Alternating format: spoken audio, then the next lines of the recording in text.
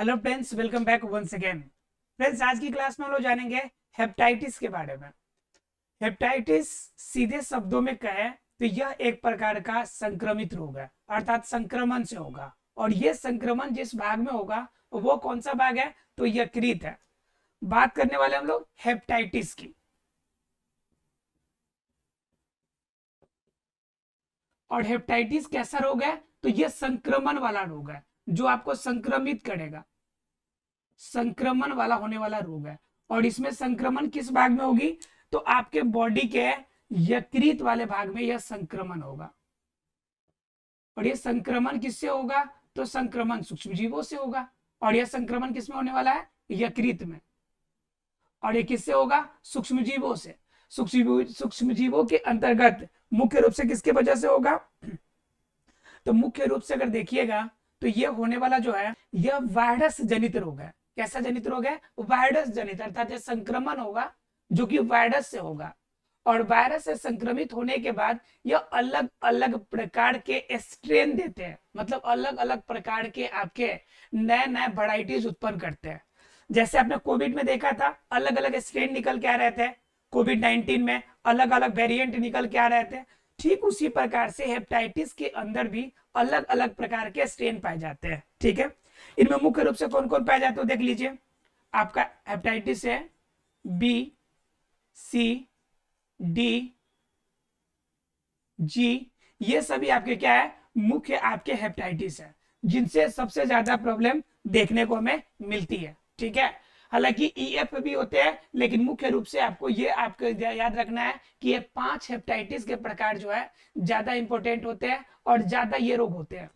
इनमें भी बात कीजिएगा तो हेपेटाइटिस ए और हेपेटाइटिस बी ये ज्यादा देखने को हमें मिलते हैं। ठीक है, ई और एफ को भी लिख देते हैं।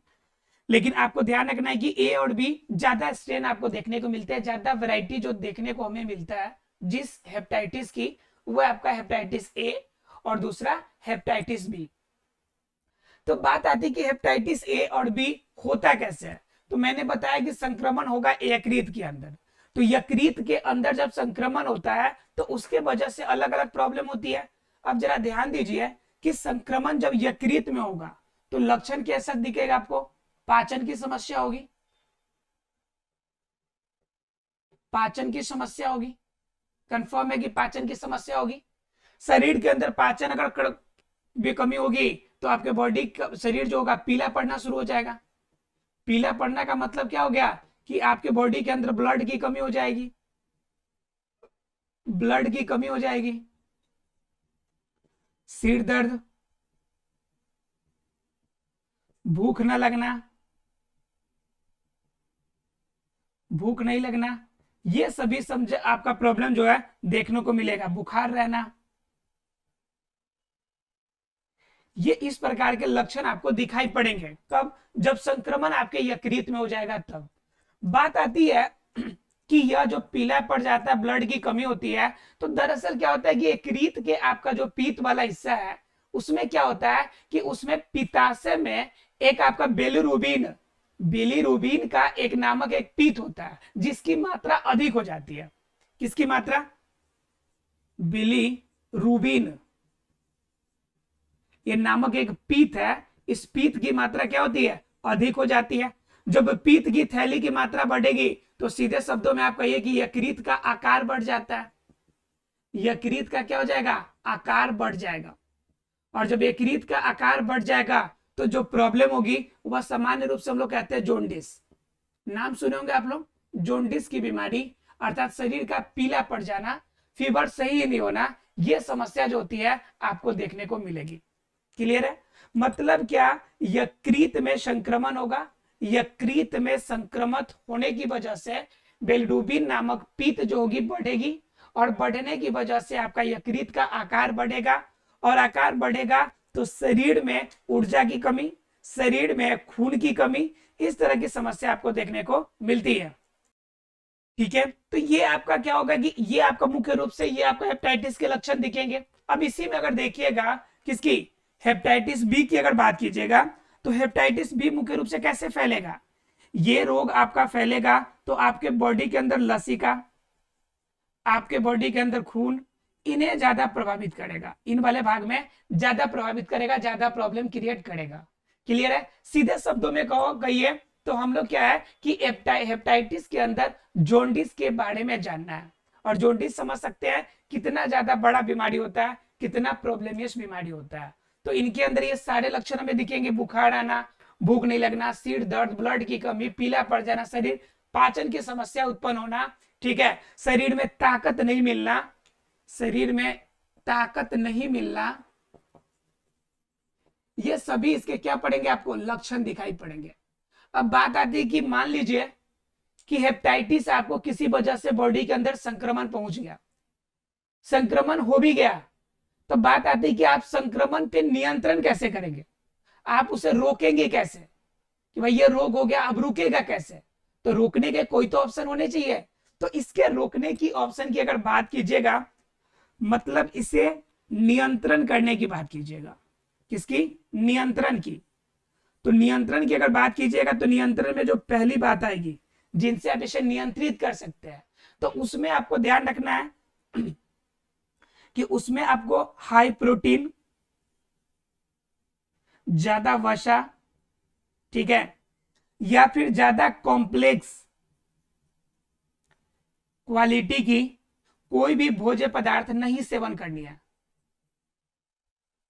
भोज्य नहीं मतलब क्या? देखिए पाचन में समस्या है, तो जब आप प्रोटीन ज्यादा खाइएगा तो पचेगा नहीं, वसा ज्यादा खाइएगा पचेगा नहीं, ज्यादा कॉम्प्लेक्स क्वालिटी का कोई भी भोजन कीजिएगा तो समस्या उत्पन्न होगा। इसलिए कहा जाता है कि प्रोटीन, वसा, कॉम्प्लेक्स जितने क्वालिटी होंगे उनका आपका सेवन नहीं करना है। तो आप सोच रहे होंगे फिर हमें खाएंगे क्या, भूखे पेट रहना है क्या? भाई ऐसा बिल्कुल भी नहीं है, आपको खाना है, लेकिन क्या करना है? हल्का कार्बोहाइड्रेट वाला, हल्का कार्बोहाइड्रेट का। हल्का कार्बोहाइड्रेट का मतलब क्या हो गया?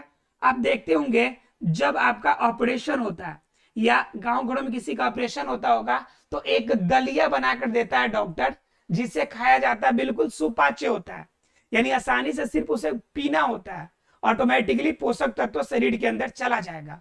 तो उस तरह से बिल्कुल हल्का कार्बोहाइड्रेट वाला मटेरियल जो होगा, आइटम जो होगा, वही हमें खाना है, ठीक है। इसके अलावा एक इंजेक्शन होती है, इंटरफेरॉन की इंजेक्शन लगानी है। क्या लगानी है? इंटरफेरॉन, इंटरफेरॉन की इंजेक्शन लगानी है। अगर ये करते हैं, आप प्रोटीन वसा कम सेवन करते हैं, हल्का कार्बोहाइड्रेट लेते हैं और इंटरफेरॉन का इंजेक्शन अगर लेते हैं, तो आपका क्या हो जाएगा? कंट्रोल हो सकता है क्या? जोंडिस की समस्या। क्लियर है आप लोग को? तो ये आपके क्या थे? नियंत्रण करने के, अगर हो जाए तो प्रॉब्लम, अगर होता है तो लक्षण क्या दिखेंगे, अगर लक्षण दिखने लगे तो नियंत्रण कैसे करेंगे। हमने दो बातें जान ली हेपेटाइटिस के बारे में। अब बात आती है कि अगर मेरा दिमाग ये कह रहा हो कि भाई हमें रोग तो लेना ही नहीं, हमारा शरीर बिल्कुल स्वस्थ होना चाहिए, हमें रोग लेना ही नहीं है, तो उस कंडीशन में आपको क्या करना पड़ेगा? उस कंडीशन में आपको ऐसे तरीके अपनाने पड़ेंगे कि हेपेटाइटिस वाला जो रोग है आपके घर के 2 कदम छोड़ के, 2 गज छोड़ के बगल से निकल जाए। तो कैसे होगा भाई? उसके लिए करना क्या पड़ेगा? नो, आपको डोंट वरी, इसमें कुछ सोचना ही नहीं बिल्कुल भी। तो करना क्या है आपको, वो देखिए। अब जरा देख लेते हैं हम लोग कि इससे रोकथाम कैसे करेंगे, आखिर हम रोक कैसे सकते हैं रोगों को होने से, अर्थात हेपेटाइटिस को होने से कैसे बचा सकते हैं। चलो देखते हैं इसको बचाने के, बचाव के उपाय। देखिए अब इसकी आप बात करेंगे रोकथाम की, कि हम रोक कैसे सकते हैं। रोकथाम मतलब रुकावटें कैसे डाल सकते हैं हेपेटाइटिस को, खुद को बचाए रखने के लिए हेपेटाइटिस से। तो इसमें पहली बात है कि अगर आपको डर हेपेटाइटिस बी का है, हैप बी लिख देते हैं, हेपेटाइटिस बी का डर है तो घबराइए मत, इसका टीका लगवा लीजिए। क्या करवा लीजिए? इसका टीका लगवा लीजिए। टीका आपका 99% सेफ होता है, 99% सेफ होता है। 1% चांस होता है कि टीका के बाद भी आपको हेपेटाइटिस बी हो जाए, इसलिए 1% उसे नेग्लिजिबल मान के चला जाता है। हेपेटाइटिस बी हो गया। हेपेटाइटिस बी के बाद हम आगे अगर पहुंचे तो हेपेटाइटिस ए बच गया आपका, या अन्य हेपेटाइटिस बच गए, तो उसके लिए क्या करना है आपको कि व्यक्तिगत रूप से अत्यधिक सफाई चाहिए। व्यक्तिगत रूप से अधिक सफाई चाहिए। ध्यान रखिएगा, मैंने वर्ड लिखा है अधिक, मतलब स्वच्छता का पूर्ण ध्यान, स्वच्छता का पूर्ण रूप से ध्यान होना चाहिए, पूर्ण ध्यान होनी चाहिए। क्लियर है पहली बात। उसके बाद क्या, इसके इतना ही से काम नहीं चलेगा। जब पानी पिएंगे तो पानी में अल्ट्रावायलेट रेज से शुद्ध पानी का सेवन करें। अब आप सोच रहे होंगे कि सर ये वाला पानी कहां मिलेगा, अल्ट्रावायलेट रेज से शुद्ध करने वाला पानी कहां मिलेगा, किस दुकान में मिलेगा? तो डोंट वरी, इसके लिए घबराने की बात नहीं है। जो आरओ आप लेते हैं, जिसे हम लोग कहते हैं रिवर्स ऑस्मोसिस, मतलब प्रसारण की उल्टी प्रक्रिया, तो उस आरओ का जो पानी होता है उसी में देखिएगा कुछ में लिखा रहता है कि अल्ट्रावायलेट रेज द्वारा, यूवी रेज द्वारा शुद्ध। तो वही लेना, जैसे आपका किले का पानी है तो वो अल्ट्रावायलेट रेज द्वारा। इसके अलावा आप खाते, आप इस्तेमाल करते हैं किसका, केन टाड़ो की पानी जो पीते हैं, केन टाड़ो की, तो केन टाड़ो की पानी क्या होती है, अल्ट्रावायलेट रेज से आपका प्यूरिफाई होती है। तो वैसे पानी का सेवन करना है। सीधे शब्दों में कहे कि आरओ का पानी हमें पीना है। उसके बाद क्या, भोजन जो होगा सुपाच्य होगा, और जितना ज्यादा हो सके हरा भोजन का इस्तेमाल करें। हरा भोजन का मतलब जैसे आपका हो गया तरबूज का सेवन करें, आप फल के रूप में तरबूज सेवन करें। इसके अलावा जितना भी ठंडा आइटम है, जितना भी ठंडा आइटम है, ठंडा आइटम का इस्तेमाल करें। जनरली कहा जाता है कि अगर ये प्रॉब्लम हो जाए, जॉन्डिस अगर होता है, तो आपको क्या आ जाना चाहिए, सर्दी आ जाना चाहिए। कितना भी ठंडा खा लीजिए, शाम में खीरा खा लीजिए, फिर भी आपको सर्दी नहीं आने वाली है। मतलब क्या कि आपको प्रॉब्लम ज्यादा जकड़ लिया है। अगर आपको सर्दी आ जाएगी तो ये प्रॉब्लम ही दूर हो जाएगी। इसलिए जनरली ठंडे पदार्थों का सेवन करें, तरबूज खाए या कोई भी सुपाच्य भोजन करें जो इस्तेमाल आपके यानी पचने में आसानी हो। उसके बाद ध्यान रखें कि कभी भी रक्त चढ़ाने से पहले, रक्त चढ़ाने से पहले रक्त की अच्छी तरह से जांच होनी चाहिए। रक्त की अच्छी तरह से जांच, क्लियर, अच्छी तरह से जांच। रक्त ऐसे नहीं चढ़ाना है, बिना जांच का रक्त चढ़ाना ही नहीं है। उसके बाद तो और आप अगर इंजेक्शन लगाते हैं तो इंजेक्शन आपका यूज नहीं होना चाहिए, इंजेक्शन यूज्ड नहीं होना चाहिए।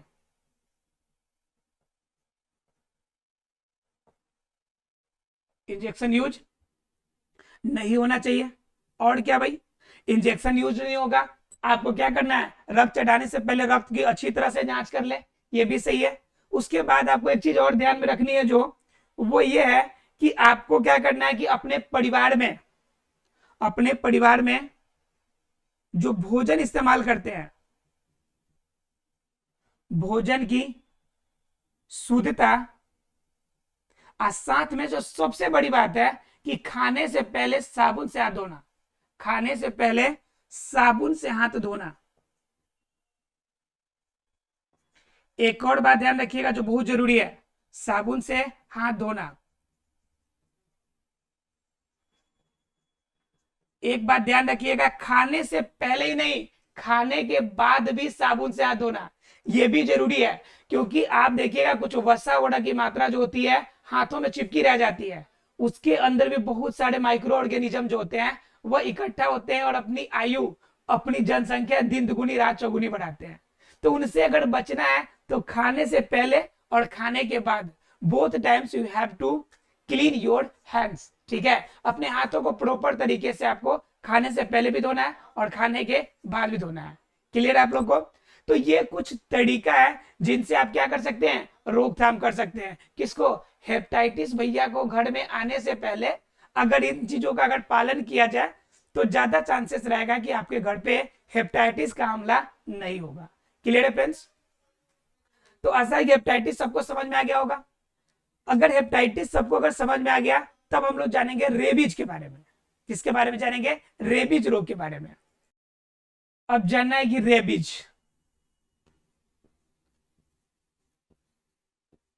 रेबीज अभी तक जितना पढ़े उनमें सबसे ज्यादा असरदार और सबसे जल्दी आपको बेहतरीन रिजल्ट देने वाला एक बीमारियों में, सभी बीमारियों में से एक बीमारी आपका है रेबीज, जो सबसे ज्यादा बेहतरीन और सबसे ज्यादा जल्दी रिजल्ट देता है। अब आप सोच रहे होंगे कि ये रिजल्ट देने का मतलब, रिजल्ट भी दो तरह का होता है, अच्छा रिजल्ट होना और आपका बुरा रिजल्ट होना। तो बात यहां पर आती है कि यह रेबीज जो है आपके लिए अच्छा रिजल्ट देगी या फिर बुरा रिजल्ट देगी, ये जानने वाली बात है। तो रेबीज आपके लिए खतरनाक साबित होता है और सबसे ज्यादा जल्दी आपके शरीर पर प्रभावी जो होता है वह रोग आपका कौन है, रेबीज है। अब समझिए कि यह रेबीज आपके बॉडी के अंदर आता कैसे है। आपके बॉडी के अंदर इसका कोई प्रूफ नहीं है। ये प्रूफ दरअसल आते कहां से है, किसी गिद्दर को होगा, किसी कुत्ते का होगा, या किसी भी जानवर के शरीर में यह रेबीज का वायरस अवेलेबल होगा। जब वो आपको काटेगा तो काटने के बाद उसका जो लार होगा, उस लार से सूक्ष्मजीव आपके शरीर के अंदर चला जाएगा। जब वो काटेगा तो लार निकलेगा और वह लार आपके ब्लड में जाएगा। ध्यान समझिए कि ये मान लीजिए आपका बॉडी का हिस्सा हो गया, ये बॉडी हो गया, और यहां पे आके कुत्ते काट रहे हैं आपको, तो काटने के बाद इसके लार जो होंगे आपके ब्लड के कण के साथ जुड़ेंगे। अब क्या होगा कि लार के साथ आपके जो सूक्ष्मजीव है वह आपके ब्लड में चला जाएगा, और ब्लड में जब चला जाएगा तब फिर ये अपना संक्रमण करना शुरू करेगा। और खतरनाक कितना है इसकी जरा जान लीजिए कि अगर कोई रेबीज वाला जानवर अगर काट लिया, अगर उसकी ध्यान 3 से 5 दिन तक नहीं दिया गया तो हो सकता है कि उस इंसान की मृत्यु हो जाए। क्या हो जाए, मृत्यु हो जाएगा। यानी 3 से 5 दिन में इतना बेहतरीन असर दिखाएगा कि अगर आपने सही समय पर डॉक्टर से नहीं दिखाया तो फिर बीमारी आपकी लिए प्रॉब्लम हो सकती है।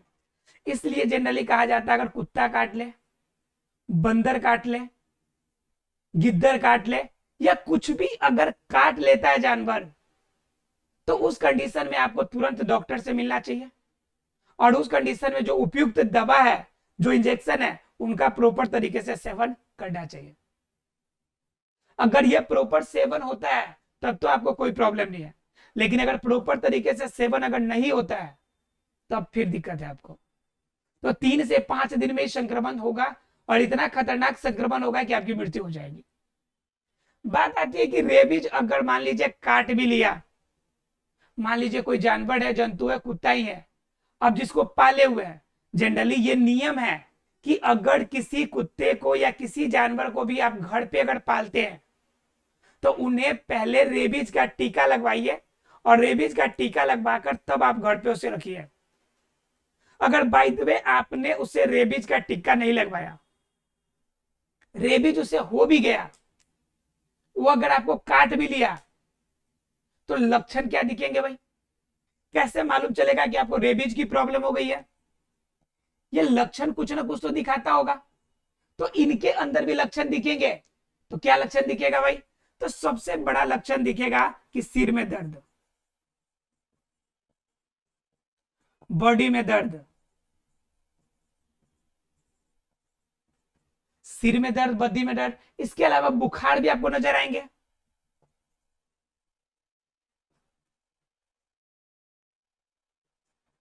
वोमिटिंग जैसा टेंडेंसी था कि जी में चलना होगा, जी में चलना। क्लियर है? तो ये कुछ लक्षण होंगे जो आपको दिखाई पड़ेंगे। ध्यान रखिएगा, हो सकता है कि आपको गले में भी दर्द हो, गले में दर्द हो, ये सभी लक्षण आपको क्या करेंगे? दिखाई देंगे। कब? जब आपको रेबीज की बीमारी होगी तब। रेबीज की बीमारी मतलब कि सिर दर्द, बॉडी में दर्द, बुखार और जी में चलना, गले में दर्द, इस तरह की समस्या उत्पन्न होगी। और जब सिर दर्द होगा तो सबको पता है कि सिर दर्द होने के बाद कितना मन में गुड वाली फीलिंग आती है, चिड़चिड़ाहट होगी। यानी कोई अच्छा बात भी कहेगा तो आपको लगेगा कि वाह, सबसे खराब यही कह रहा है। सीधा गुस्से में कहिए कि आप हमसे बात नहीं कीजिए, हमसे कुछ बोलिए नहीं। यानी कि दिमाग आपका जब ज्यादा आउट ऑफ सेंस होता है तो ये समझिए कि रेबीज का भी एक लक्षण है। अब ऐसा नहीं कि किसी को थोड़ा सा भी गुस्सा आता है तो समझिए कि उसको रेबीज हो गया है। होने का टेंडेंसी है कि पहले किसी जानवर के ने काटा आपको और काटने से पहले आप नॉर्मल स्वभाव के थे, लेकिन काटने के एक दिन बाद या 2 दिन बाद आपको ये लक्षण सब दिखने शुरू हो गए, आपने इंजेक्शन नहीं लिया, आपने इग्नोर कर दिया कि छोड़ो, काटा छोटा बहुत, छोड़ देते, उससे कुछ नहीं होना है, तो उस कंडीशन में प्रॉब्लम शुरू हो जाएगी। आपको पता होना चाहिए कि पहले कुत्ते जब काटते थे तो नाभि के अंदर 19 इंजेक्शन लगाई जाती थी, 21 और 19 इंजेक्शन लगते थे सिर्फ नाभि के अंदर, ताकि उसके अंदर के इंफेक्शन को कम किया जा सके। अब तो फिर भी कुछ इजी हो गया है कि आपको 2 या 3 इंजेक्शन लेने पड़ते हैं, वो भी आपको पूरे 1 मंथ के अंदर में, तो आपके लिए थोड़ा सा इजी हो गया है। लेकिन ध्यान रखिएगा कि रेबीज सबसे खतरनाक प्रॉब्लम है, और ये अगर हो जाती है तो 3 से 5 दिन में मृत्यु भी हो सकती है अगर प्रॉपर केयर नहीं किया जाए। तो ध्यान रखना, अगर प्रॉब्लम हो जाए तो तुरंत डॉक्टर से जाके मिलना है, तुरंत जाके जो उपयुक्त दवा होंगे दवा का सेवन करना है, कोशिश करें उसे प्रॉपर तरीके से धो ले, डिटॉल से, अगर कॉटन आपके पास अवेलेबल है तो डिटॉल और कॉटन से उसे धो ले बढ़िया से। उसकी जितनी साफ सफाई रहेगी उतना ज्यादा बेहतर, उतना आसानी से आपके जो रोग फैलने के चांसेस होंगे वह कम होंगे। क्लियर है आप लोग को? तो क्लियर है, तो हम लोगों ने 2 चीजें देखी, एक रेबीज देखी और दूसरा क्या देखा हम लोगों ने, हेपेटाइटिस देखा। ठीक है, अब जब ये रोग देख लिए तो कुछ हम लोग और रोग की तालिका देखेंगे जो किनकी वजह से होती है, अलग अलग आपके सूक्ष्म जीवों की वजह से होती है। जैसे पहले हम लोग करेंगे वायरस से जनित रोग। तो वायरस में हमने आपको क्या क्या बताया, वायरस में बताया कि इन्फ्लुएंजा का रोग होगा, आपको बताया मैंने कि एड्स का रोग हो सकता है। ठीक है, सर्दी जुकाम हो सकता है, आपका सामान्य जुकाम, सर्दी जुकाम भी होगा, अर्थात ये राइनो वायरस की वजह से होगा। तो ये सभी वायरस के अंदर आपको दिखेंगे। अगर बात कीजिएगा बैक्टीरिया के अंदर, इसके अंदर आपको वायरस में पोलियो भी आ जाएगा। अगर बात कीजिएगा बैक्टीरिया का कि बैक्टीरिया द्वारा कौन सा रोग होता है, तो बैक्टीरिया के द्वारा आपका क्या क्या हो जाएगा, ये एक चार्ट बना लीजिएगा, एक प्लेग हो जाएगा, प्लेग हो जाएगा, कॉलेरा हो जाएगा। ठीक है, ये सभी आपको देखने को मिलेंगे। टाइफाइड, टाइफाइड हो जाएगा। ये सभी रोग आपको कहां से दिखेंगे, बैक्टीरिया से होने वाले लोग होंगे। अब बात कर लेते हैं प्रोटोजोआ से, किसकी वजह से, प्रोटोजोआ से। तो प्रोटोजोआ आपको पता है कि मलेरिया होगा, मलेरिया किसकी वजह से होगा, प्रोटोजोआ की वजह से। तो आपको याद रखने हैं कुछ आपके वायरस से होने वाले रोग, कुछ बैक्टीरिया से होने वाले रोग, और कुछ किससे होने वाले लोग, प्रोटोजोआ से। ये क्या होता है कि एग्जाम में अक्सर आपको पूछ देता है, मलेरिया भी हो जाएगा, अमीबिया पेचिस हमने पढ़ा था, एंट अमीबा हिस्टोलिका से होता था जो। ठीक है, इसके अलावा आपको इसमें वायरस में हमने पढ़ लिया था इन्फ्लुएंजा, एड्स, सर्दी जुकाम, और बहुत सारे आपका सेक्सुअल ट्रांसमिटेड डिजीज अर्थात की एसटीडी। उसके बाद आपका प्लेग हो गया, कल्ला हो गया, टाइफाइड हो गया, या किनसे रोग होगा, ये सभी रोग होंगे बैक्टीरिया से। तो हम लोगों ने देखा रोग की वैरायटी, यानी कितने कितने तरह के रोग होते हैं और किस किस रूप में आपका ये प्रॉब्लम क्रिएट करते हैं। जैसे एग्जाम में कभी कभी ऑप्शन भी दे देगा और पूछेगा बताइए किससे होने वाला रोग है, जैसे दे दे कि बताइए क्षय रोग किससे होगा,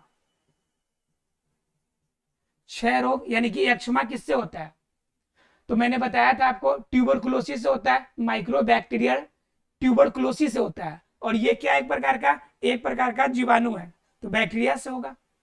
उसके बाद पूछते डिप्थीरिया, डिप्थीरिया, क्षय रोग, डिप्थीरिया, ये सभी किससे होंगे, बैक्टीरिया से होंगे। ज्यादातर क्वेश्चन एग्जाम में बैक्टीरिया से पूछे जाते हैं और नहीं तो वायरस से, मेनली आपका बैक्टीरिया से ज्यादा पूछा जाता है, इसलिए इसके कुछ एग्जाम्पल आपको याद रखने हैं। ठीक है, इसमें आपका चेचक भी आ जाएगा, इसमें आपका न्यूमोनिया आ जाएगा आपका, और प्रोटोजोआ मलेरिया आ गया, तो एक और इसका भाई काला जोड़ भी आ जाएगा इसी में।